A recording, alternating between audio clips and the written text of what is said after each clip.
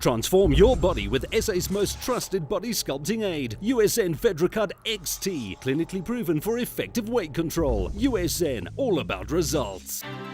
Sports veterans prove wisdom comes with experience, and a good strategy and great determination can win out over any obstacle. I met up with extraordinary cyclist Chris Brandt. Chris, tell me a bit about yourself, your background, and also where did your love for cycling first start? Well, I'm originally from Johannesburg, now living in Pretoria.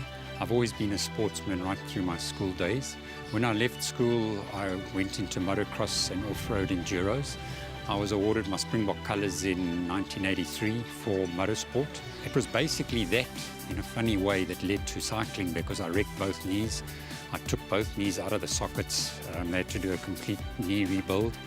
And in 2005, I had a bursa on this left knee, which they had to remove. And the doctor said to me, he said, Chris, if you carry on running or doing anything like that, you're going to have a knee replacement by 50. So I said to him, what do I do? He said, well, you're going to have to start cycling. I did my first August in 2006, and then the bug bit. His passion is mountain biking marathons. Over the last 4 years, Chris competed in 31 marathons and won 27. He took a scientific approach to preparation to give him the edge. I realized way back then when I started training that if I was going to try and win my category, which was masters, I'd have to be smarter and train smarter than the rest who had perhaps been riding for 30 years already.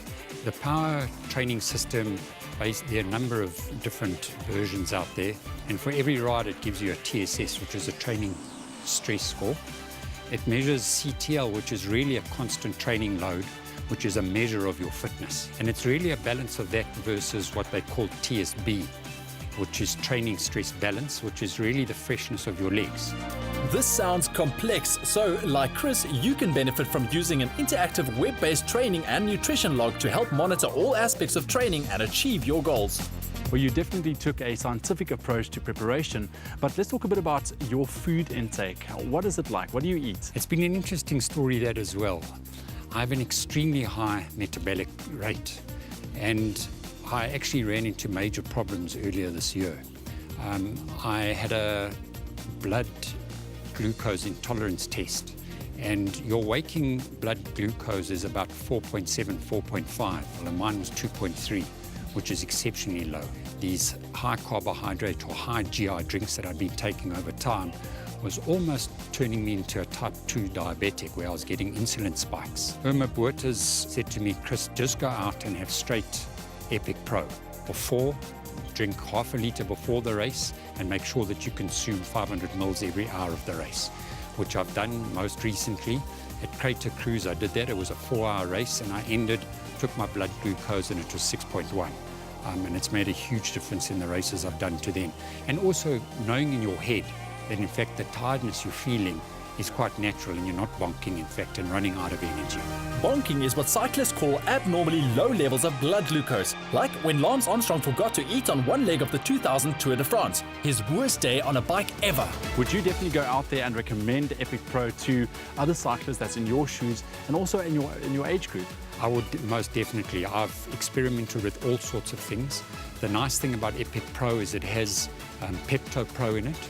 They've got, I think it's hydrolyzed. In other words, it's in very, very fine powder form, so it's able to digest that protein much quicker than a normal protein.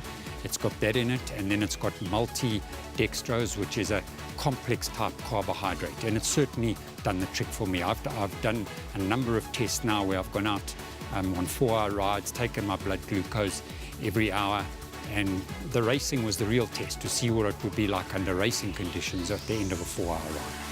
Get in the habit of monitoring yourself for the early signs of bonking. This might include getting irritable and angry, and pedaling might suddenly feel like a chore. Do you have any advice for the guys going out on the road this weekend? Yes, I think just take it easy from now on. What training you haven't done now, the only training you can do is to actually ease off and go in with fresh legs and make sure you're well hydrated and have the correct carbo drink on the day.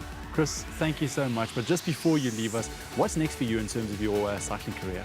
Well, luckily next year we have Worlds in our own country. I've been to Worlds before. I finished 6th in the time trial in 2008. I was 200ths of a second off the podium, which was 3rd place. In other words, there were 4 guys placed within 200ths of a second. And my aim is to try and get on the podium in August next year at Worlds down in Maritzburg in the time trials. We wish you all of the best, Chris. Tune in again tomorrow as we talk about the mental preparation for race day. In the meantime, find the supplement right for you on usn.co.za. Stay with eXpresso and SABC3.